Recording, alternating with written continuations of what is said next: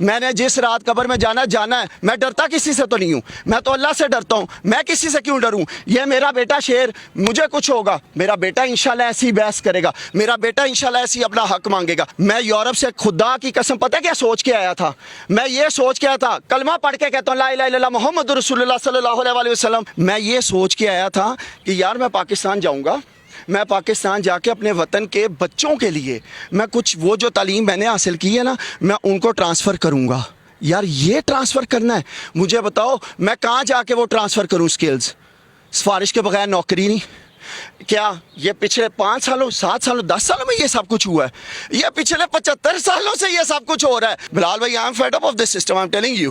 ٹھیک ہے, میرے پاس ایک آپشن تھا, I could have got visa again and I would have move to England اور کینیڈا اور اینی ویئر. لیکن میں کہتا ہوں نہیں یار, میرے نبی پاک صلی اللہ علیہ وسلم کی ان کی سنت مبارکہ ہے کیا؟ اپنے وطن سے محبت کرنا. مکے سے گئے تھے, روتے ہوئے گئے تھے, مکے واپس آئے, فتح کر کے آئے, آنکھوں سے آنسو دے, چوموں ان آنسوؤں کو جو اس داڑھی پہ گر رہے تھے. وطن سے محبت انہوں نے کرنا سکھائی.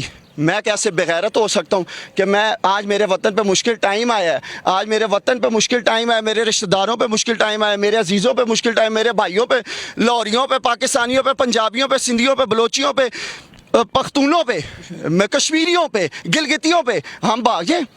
میں بھاگ جاؤں؟ میں کسی لیڈر کی بات نہیں کرتا, میں تو نہیں بھاگتا, میں تو ادھر ہی کھڑا ہوں, الحمدللہ کھڑا رہوں گا. نہ میں کوئی پولیٹیکل لیڈر ہوں بھائی, نہ میں کوئی سرکاری افسر ہوں بھائی. زرداری صاحب ماشاءاللہ جس کی صرف کوالٹی یہ ہے کہ محترمہ بے نظیر بھٹو ان کی بیوی تھی, اس کے علاوہ کوالٹی کوئی نہیں تھی. زرداری صاحب نے بیٹھ کے پچھلے دنوں کہتے ہیں یار عوام میں شعور نہیں ہے. زرداری صاحب, you have to hold your tongue, I am telling you, انف از انف.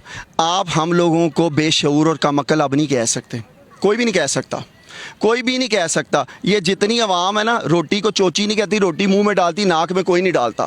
یہ بڑی شعور والی عوام ہے. اوورسیز پاکستانی نہیں ہے یار, کیسی بات ہے. وہ گوروں میں رہ کے ڈالر کما کے بیچ رہے ہیں یہاں پہ, وہ بے وقوف ہیں. زرداری کلّا بیٹھا ہے, او عقل مند ہے. واہ بھائی واہ زرداری صاحب. جس کے نام کے اینڈ میں شریف نہ آئے, یعنی وہ کہاں جائے؟ جس کے نام پہ اینڈ پہ شریف نہیں, وہ تو پھر شریف ہی نہیں ہے نا. مسئلہ یہ ہے کہ یہ پھر ہم سارے شریف نہیں ہیں. مسئلہ صرف یہ ہے کہ جس کے نام کے اینڈ پہ شریف نہیں وہ شریف نہیں. جس کے نام کے اینڈ پہ بھٹو نہیں. میرے پتر نے آج کیا کہتا, پاپا بلاول کے نام سے بھٹو الگ کر دے, اس کی تو ویسی کام پہ ٹانگ جائیں گی, وہ تو بھٹو کے علاوہ کچھ ہے ہی نہیں. اور ہمیں حق اور سچ کے ساتھ رہنا ہے, حق اور سچ کے ساتھ رہنا ہے تو عمران خان کے ساتھ رہنا ہے. ایک ڈمبو فورن منسٹر بنا دیا. او اللہ یا اللہ, یہ بھی دن آنے تھے کہ بلاول بھٹو زرداری نے اس ملک کا فورن منسٹر بنا تھا. باقی تو چھوڑو, نواز شریف شہباز شریف تو چھوڑو. میں صرف سیاست دانوں سے نہیں پوچھوں گا, میں الحمدللہ صحافیوں سے بھی پوچھوں گا, میں ججوں سے بھی پوچھوں گا, میں فوج سے بھی پوچھوں گا, میں پولیس سے بھی پوچھوں گا, میں سرکاری محکمے میں بیٹھے ہوئے ہر بندے سے پوچھوں گا. میرا ایک ایمان ہے, صرف ایک ایمان ہے, جو رات میری قبر میں ہے وہ کسی کا باپ بھی میرا جو ہے دنیا میں نہیں رکھ سکتا مجھے. میں نے جس رات قبر میں جانا ہے. میں ڈرتا کسی سے تو نہیں ہوں, میں تو اللہ سے ڈرتا ہوں. میں کسی سے کیوں ڈروں؟ یہ میرا بیٹا شیر, مجھے کچھ ہوگا, میرا بیٹا انشاءاللہ ایسی بحث کرے گا, میرا بیٹا انشاءاللہ ایسی اپنا حق مانگے گا.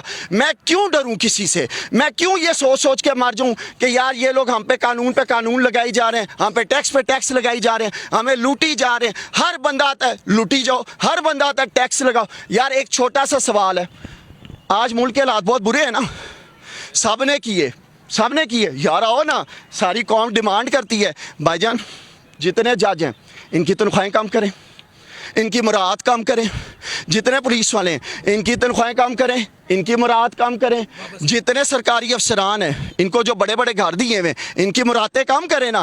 ایک منٹ مجھے یہ بتائیں کہ وہ پیسہ کہاں سے آتا ہے جو ان سب سرکاری ملازمین پہ لگتا ہے؟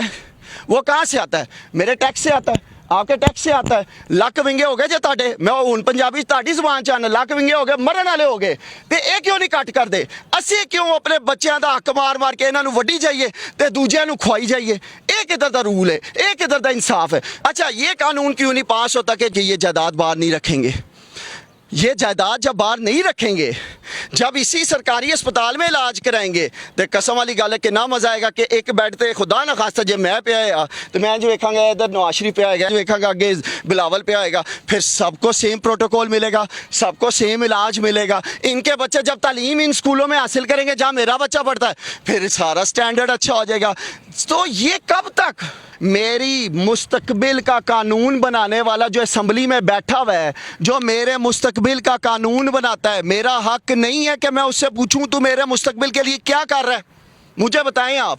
मेरे इस बच्चे का हक नहीं है कि ये पूछे कि तुम मेरे मुस्तकबिल के ऊपर कानून बना रहे हो, तुम क्या कानून बना रहे हो? अगर मैं आज अपने इस बच्चे को 6 साल के ये अवेयरनेस नहीं दूंगा कि बेटा तूने पूछना है, यू हैव टू आस्क। मुझे एक चीज बताएं, हर कानून इधर बन जाता, मैं किसी का नाम नहीं लेता हूं, ये कानून क्यों नहीं बनता? मेरे लोग जो मर गए, चिल्ड्रंस अस्पताल में मर गए, दिल के पंजाब कार्डियोलॉजी में स्टंट नकली डलने में मर गए, उनका क्यों नहीं फैसला होता एक दिन के अंदर? एक दिन के अंदर बाकी सारे फैसले क्यों होते हैं? यार मेरी कमर टूट गई है, बिजली का बिल दो, गैस का बिल दो, फलाना टैक्स दो, पेट्रोल महंगा करो, मैं मरने वाला हो गया हूं, मैं बिल्कुल सफेद पोश आदमी ब्रेक इवन पे आ गया, उसकी जितनी आमदनी है उतना खर्चा है। अब 2-3 महीने बाद तो हम भीख मांगते फिरेंगे लोगों से कि यार मेरे घर का खर्चा पूरा नहीं हो रहा। तो क्यों ना मैं अपनी आने वाली नस्लों को ये बताऊं कि बेटा तुमने सवाल करना है। 75 साल गुजरने के बाद हम में से इधर कोई एक बंदा, बिलाल भाई, कह सकता है कि हम खुशहाल हैं? हम में से कोई ये कह सकता है कि हमारी आने वाली नस्ल महफूज है? जब हम नहीं कह सकते तो हमारा ये हाल किन्होंने बनाया है?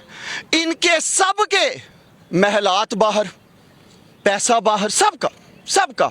और उसमें सिर्फ ये नहीं, वो आगे पीछे वाले सारे ने। मुझे एक चीज़ बताएं कि लास्ट 36 ईयर्स में, पिछले 36 सालों में, तो मैं एक ही चीज़ सुन रहा हूँ, जी मुल्क जो है ना बड़ी ख़तरनाक सूरत हाल से गुजरा है। ओ भाई, हमें अब ये ना कहो कि मुल्क खतरनाक पोजीशन में है, मुल्क में ये। अब हमें बताओ तुम लोगों के पास सोल्यूशन क्या है?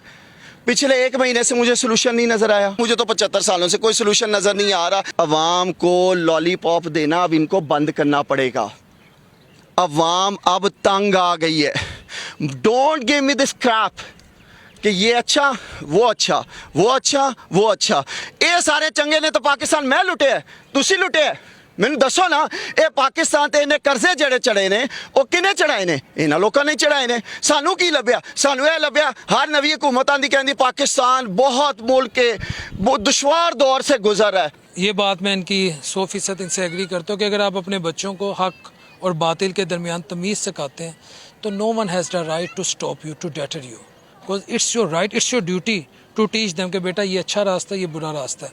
ये कह के कि यार हम सियासत में इंटरेस्ट नहीं लेते, हमें रोटी कमाने दें, और नहीं भाई इनको जो करना है करने दें। वो जब करते हैं ना, फिर आप जिस रोटी के लिए घर से निकलते हैं वो रोटी भी नहीं कमा सकते। फिर आप जिस दफ्तर में बैठे होते हैं कि नहीं यार मुझे सियासत से कोई गर्ज नहीं है, मुझे मेरा काम करने दो, वो फिर वो करते हैं कि आप अपना काम भी नहीं कर सकते। तो जब अगर आप अपने जो आप पे फ़र्ज़ है कि कम से कम हक और बातिल के दरमियान लाइन कायम कर दें कि यार ये है लाइन, ये है रेड लाइन, ये है डेड लाइन, इसको कोई क्रॉस नहीं कर सकता, तो फिर जब आप अपना कारोबार करेंगे, आप अपने दफ्तरी औकात में जब मामला चलाएंगे वो स्मूथ वे में चलेंगे, आपको टेंशन नहीं होगी। इससे ज़्यादा कुछ नहीं कहूँगा। मैं इनसे 100% एग्री करता हूँ जो कुछ उन्होंने कहा। अल्लाह अपने हबीब अलैहिस्सलाम के साथ हम सब के लिए आसानियाँ पैदा करे। अगले प्रोग्राम तक अपने होस्ट मोहम्मद डॉक्टर बिलाल शफी को, मेरे कैमरामैन तनवीर भाई के साथ इजाज़त दीजिए। अल्लाह ने के